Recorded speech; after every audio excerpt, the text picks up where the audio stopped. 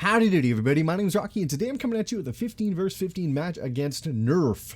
Profile is up on the screen as you can see, System Shock vs NERF, the official title. As you can see, they're run by some pretty heavy hitters, 10k rep, lordy lordy.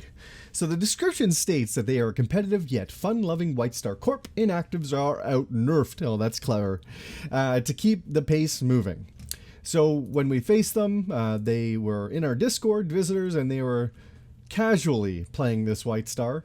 I'll give them that much. According to Black Death's description, a non-casual map for him, a casual match for him, is calling your buddy in the middle of the night to wake him up to make a goddamn move in Time Machine. So anyways, this is an overall view of the match.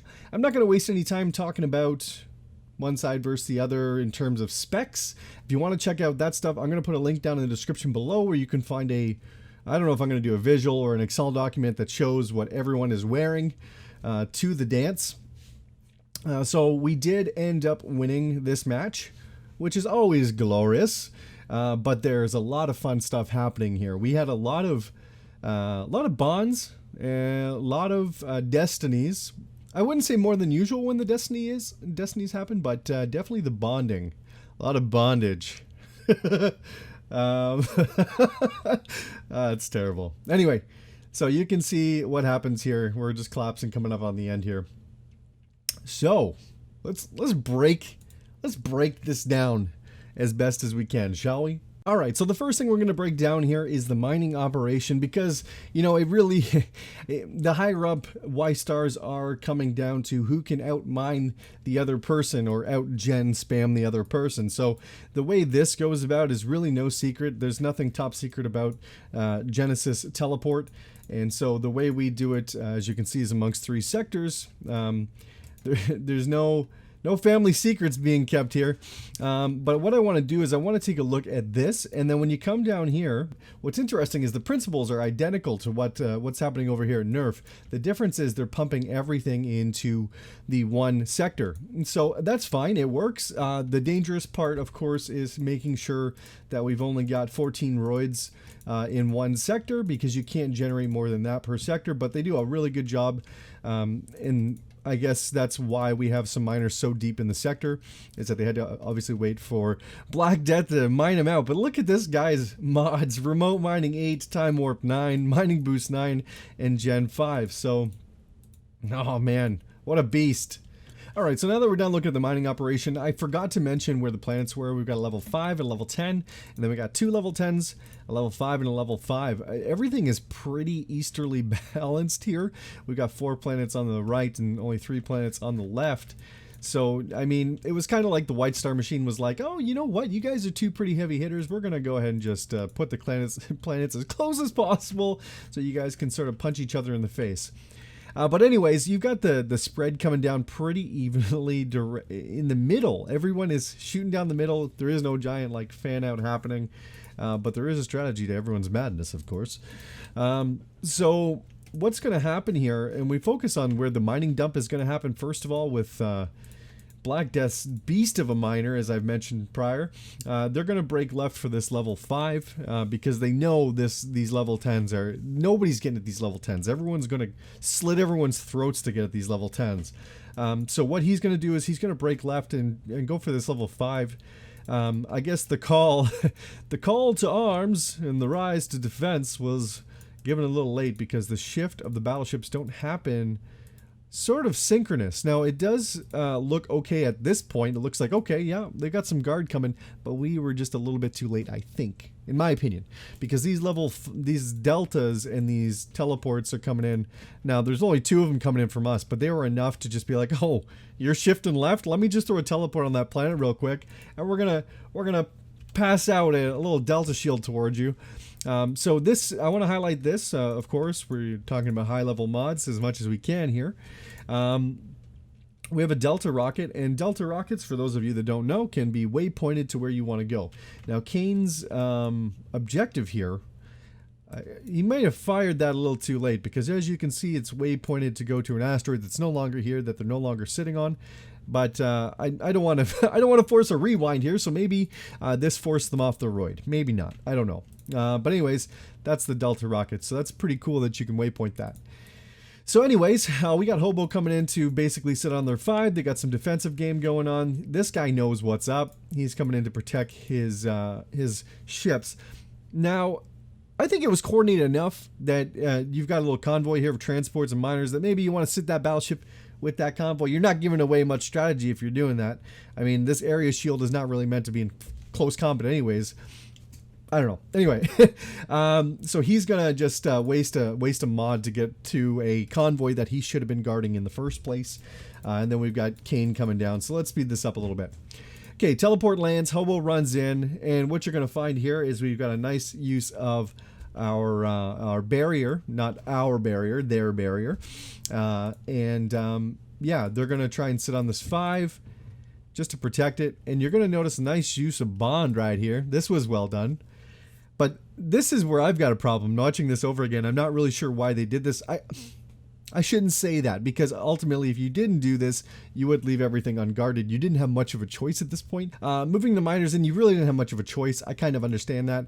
But there was a Leap Destiny on the board, and you want to be careful. So another thing to focus on here is they did have a transport with EMP on it. That's kind of neat. I mean, you got to be pretty willing to throw away some credits to put an EMP on a transport. So all the power to you, brother. Good job. Way to suck it up and take it in the face for the team. They basically bonded Hobo back to the planet. Hobo's going to barrier to keep this sucker out and these rockets, and to stop this guy in his tracks. He's not within firing range. Hobo's going to take it in the face and just get... I don't want to describe the way I was describing it to him, but anyways, he's going to just take it in the face as much as possible. So what happened here was a nice key moment. Kifo came in with a leap, and as you can see, I don't know for any of you that don't know this, but you can actually leap inside of a barrier. There is an enemy barrier going on, but he did leap to Hobo within that barrier. So that's important to know. If you're ever wondering if you should use leap in situations, you can do it. You can leap within a barrier. I didn't know that. That's why I keep repeating it to myself. So this was a pretty critical moment. But a mistake was made, and we have to highlight the mistakes because I highlight everyone's mistakes, including our own.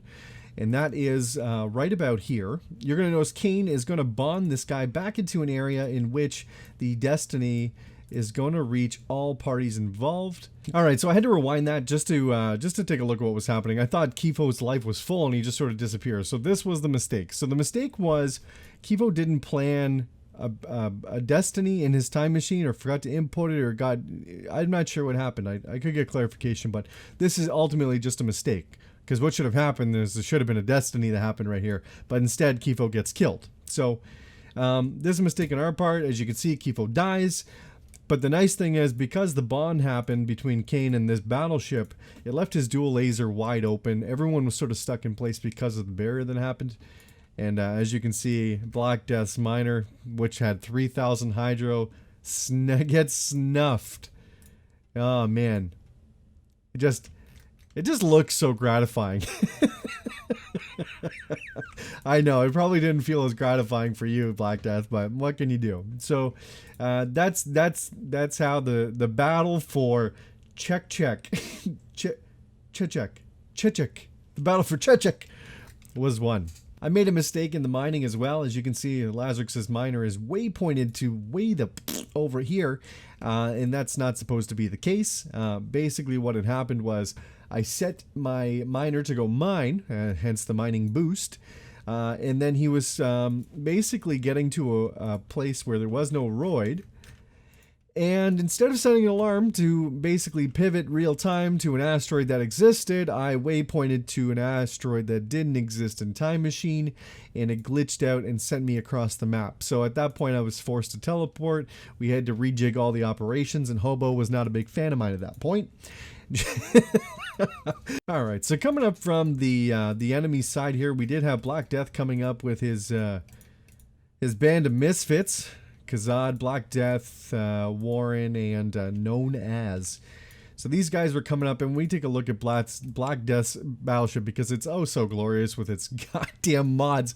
Look at this: level 9 Time Warp, level 8 Barrier, level 7 Destiny, level 3 Bond.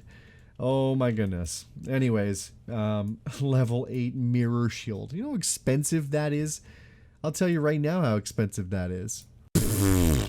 Level 8 mirror shield is 3.5 million. You know what, Black Death? You can just take your bank account and shut. The damage reflection is 28%.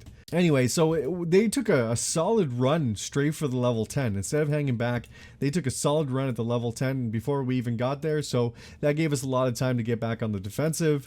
And I thought they had all these guys sitting here because they had a pretty nice teleport range happening. They didn't really need to go very far to pounce. Look at that. TNGB with his level 9 teleport was well in range of anything. So we definitely had to position ourselves for that. So what was going to happen here, and Black Death knew it, is he was going to come in here, and you can see all sorts of teleports coming in. But if we take a look at the teleports that are coming in, we got a level 3 Destiny coming in, and we got a level 7 Destiny coming in from board here, and that would have hurt. So what Black Death does is he goes ahead and Destinies before he even gets within firing range. Yeah, I think he probably could have Destiny a little later than that, but he ends up over here, which isn't bad. It would have been a lot more deadly if he would have ended up in our asteroid fields. But basically this move forced us to back a battleship or two up. So anyways, their band of misfits are coming in. They see what's happening. So we got some teleports happening. Blah, blah, blah, blah, blah. We got a teleport here. We're going to look at some defensive game going on. A lot of barriers happening, of course. This is interesting that we have fortify. Fortify in White Star is not very common, but you definitely can't knock it for what it is, especially level 8. Level 8. So on top of the fortify, which I can't give you the stat for because Hades' body is down, I'm too lazy to look it up on Reddit or Wiki, is that we have a level 7 Vengeance, which hurts. So you can see our battleships backing away from that. So for any of you that don't know what Vengeance is, it basically does an area damage when you die. What level 7 does for damage, I'll hopefully get it to you by the end of the match, or just give it to you in a text font right here. Text font right here. Text font in text format. You want to get away from this guy when he explodes because that's going to hurt. But as you can see, he didn't try to run away or barrier or anything like that. He just wanted his vengeance to go off and hit Pleiades in the face, but he had 10 hours till refresh, and it wasn't a whole lot of hull damage. So backing up here for a second, if we take a look at the fortified Vengeance ship, and Vengeance can be so brutal, especially at level 7. It's got Sanctuary, of course, so it's basically no sweat off his forehead. I don't know where that analogy came from. But basically, he didn't run into these these three battleships here, which is okay because basically they were gonna Destiny anyway, I believe. And if you Destiny and kill someone who has Vengeance, you don't take damage from the Vengeance because you're technically already away from them. So this call to teleport probably wasn't a bad call. Anyway, so at this point, 3 days, 22 hours, I think it's safe to say that we technically won a small victory when it comes to level 10. Nobody really wanted the level 10 because you weren't going to get anything out of it anyways with the amount of bloodshed that was going to happen. Known as is sitting here, and he's going to EMP before he teleports to this roid here. And we got Puzzle Lover, the Puzzle Lover. Moving down to this roid to try and get around our defenses, I guess. I don't know. Backing up for a second, I almost missed this. We do have a Destiny 7 about to go off. Basically, he gets buried in place. But it looks like he actually missed the mark here. Now, I don't know if the Destiny went off because of a poor time machine input, but he probably could have done better here with that Destiny. It looks like it only clips Warren when it probably could have clipped Known As and basically eliminated that EMP for us. So we see a Destiny about to go off here. Second Destiny of the game. And when we talk about Destiny Roulette, he does get the shitty end of the deal here. Because it looks like he landed on a roid with an enemy. That is brutal. You know, they get behind our enemy lines and we get stuck on a roid that's got an enemy on it. Where's the fairness in that? Alright, so moving away from the Battle of Alman. Unfortunately, I'm gonna showcase an enemy, but we're gonna showcase TNG here because his loadout was a pain in the ass. You got Time Warp 9, which has a times 200 effect. You got a Delta 9, which is 36% increase to your speed. And you got a level 9 teleport with a mass battery 5. My God, was this guy a pain in the ass. He was not only quick, he had an effective range that was almost, I don't want to say unstoppable because we stopped him, but definitely a pesky little mosquito, if I must say so myself. Words of Zenzen, I should say. So you're going to notice he gets EMP'd here. He'll take a few shots to the face, but he does not die. He just keeps on ticking. He was too fast to get a hold of, and he burns out his barrier here, and then you're going to see him you're going to see him use his teleport right about here. Now, this was about to be a bigger problem than it ended up being because we got Bord and Zenzen coming in with an accumulative almost 2k hydro to our planet of production. But fortunately enough for us, we did have a suppress or two, I believe, because you're going to notice him land here with that crazy level 9 teleport. But he actually doesn't do anything. He's not disabled. But he is suppressed, folks. Now, unfortunately, we didn't have enough suppress to protect Bord's miner, so RIP, bro. But it is enough to get Zenzen into the planet to get us some more relics. You're going to see him just run, and he actually gets another squishy kill. But I think by the end of it, he actually ended up living through the entirety of the match. You can see him coming in here, sitting on this level 10 here. Yeah, let's back this up a little bit and go talk about how we dealt with Black Death a little bit, because he is on our back line.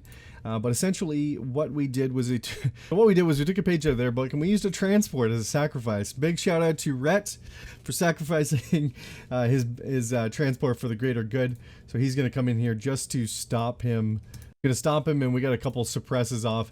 He ultimately bites it, but what ends up happening here is just us staring at Black Death for probably a few hours, I would say, before we decided to launch a rocket. There wasn't really much. He was just outside of range to really do anything effectively, and he definitely out-teched the battleship we had guarding him, so all we could really do is have a stare-off with him. As beefed up as Black Death is, he really didn't see a whole lot of action, because he just kept jumping around the board with his Destiny roulette.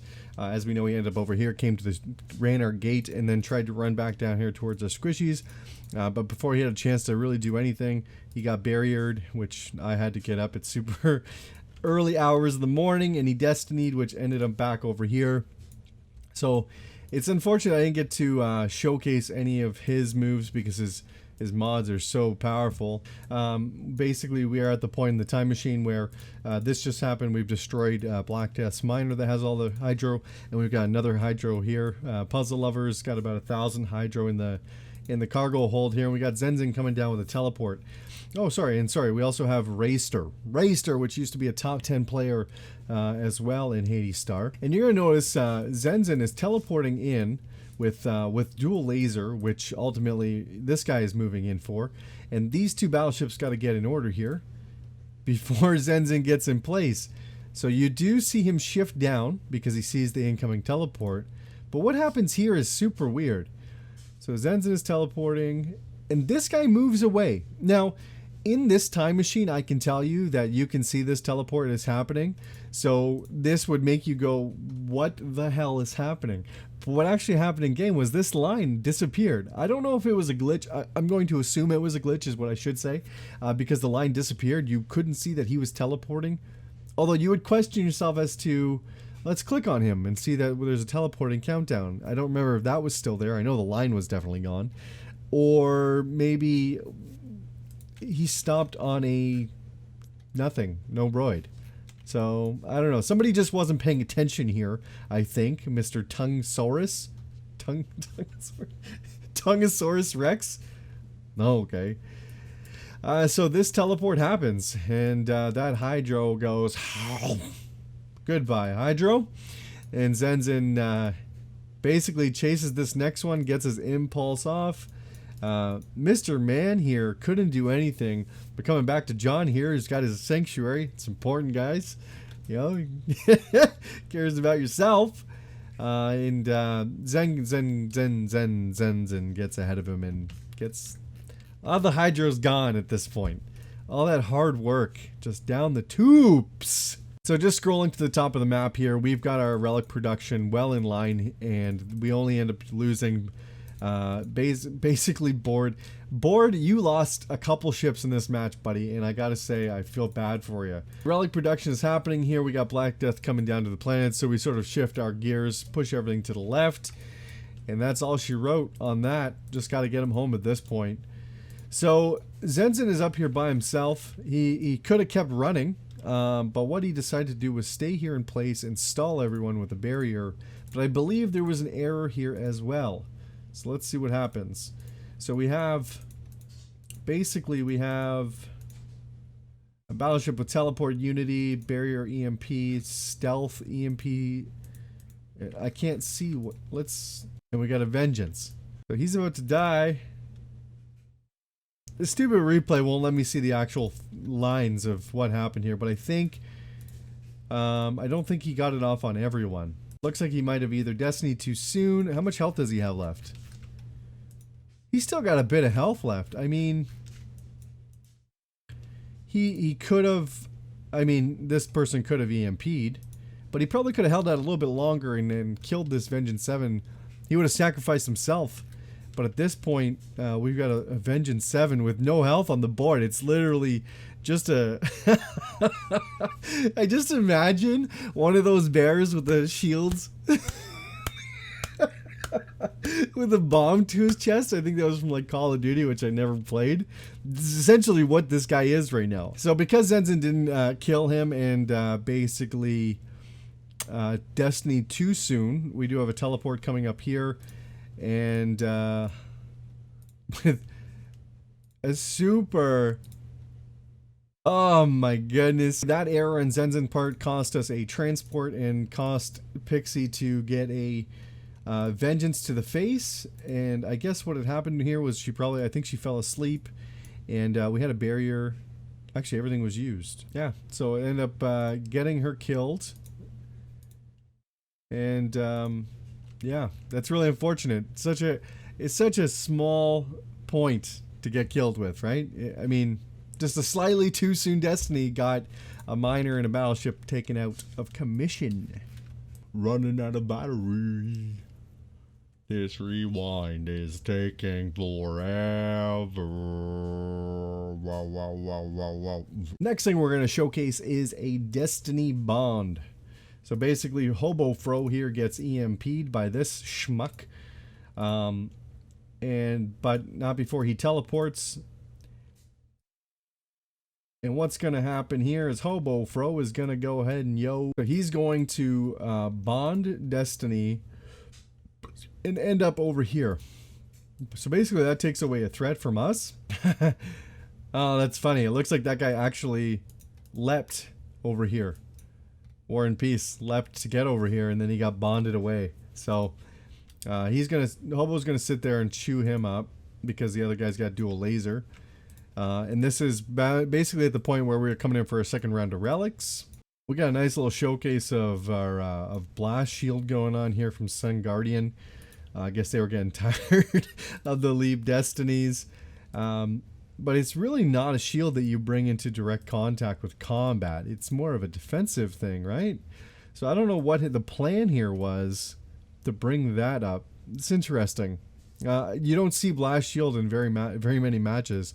Actually, I think that's the first time I've seen it in a match. Looks like Sun Guardian and Black Death both brought it in. Black Death's strategy makes sense because he's going to go protect a planet.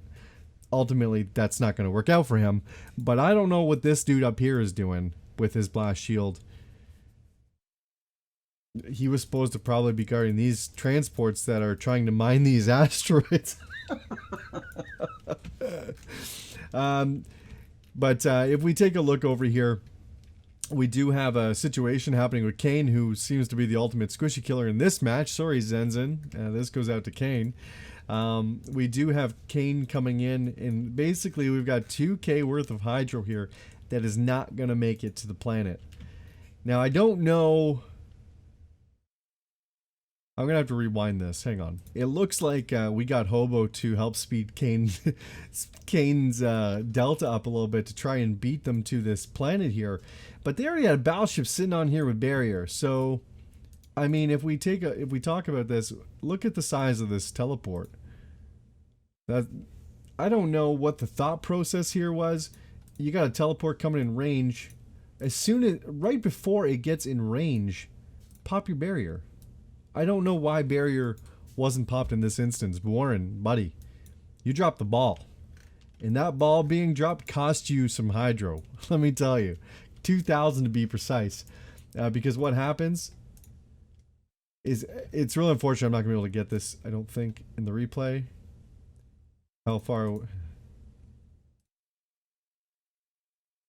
6 minutes till jump. 16 minutes till planet. Like, that couldn't have been any closer. Pop. Not a single bit of hydro made it to that planet.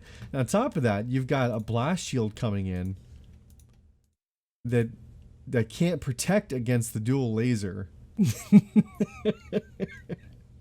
So basically what happens here is, this had me laughing watching this. So Kane comes in. He literally could just probably sit here and wait to chew up these squishies. But Tungosaurus Rex is coming in from the gate down here with Leap Destiny Bond. So just watch this. So he is going to leap to his friend who's in combat, Bond, and Destiny, and land right at our gate. You can go home now. So basically, Tungosaurus Rex just gets rockets in the face and dies. I mean, and then Kane just goes in and refreshes. He ultimately made the sacrifice because they really needed to get some relics on the go. And if he didn't do that, those things would have been chewed up. Now, I mean, his RNG could have been a lot better. I mean, of all the possibilities of places to land, that was probably the worst. Yeah, so I think that pretty much covers it. A lot of bond being used to get people out of the way. A lot of leap destiny happening. We got some vengeance on the board, which we haven't seen in my previous White Star matches. And you're coming with me, buddy. Anyways, that's going to do it for me. I'm going to declare some MVPs of the match because I haven't done this before, and I think it's important to highlight some MVPs, most valuable players of the match. We're going to do one from each side in this replay itself. And Kindler, I don't know if Kilder's going to, our leader Kilder, our FO, if you will, is going to agree with me, but that doesn't matter because it's my opinion. So I'm going to declare Kane is our MVP of this match because that guy chewed up well over 4,000 worth of hydro from the enemy side, and that is huge. That is such a in the face for their hydro or relic production, so that's going to go to Kane in my opinion. We'll see what Killer has to say about it later. And the MVP for the enemy side is going to go to Stiff Sisters for bringing in a red star extender to a white star match. Oh, I'm just kidding. The MVP for NERF is going to be TNG. In my opinion, TNG, he was such a pain in my ass. He's going to get the MVP for their side. Thanks for watching. Hit that like if you liked it at all. If you didn't like it, hit the thumbs down so you don't have to see my ugly mug in your feed anymore. And I will catch you guys in the next video. This video has been brought to you by the letter V. For victory. If you like victories, join System Shock. We're always looking for active members to join our corporation and kick ass in white stars. Oh, it's super silly, isn't it? Or check out this video down in whichever corner it shows up in.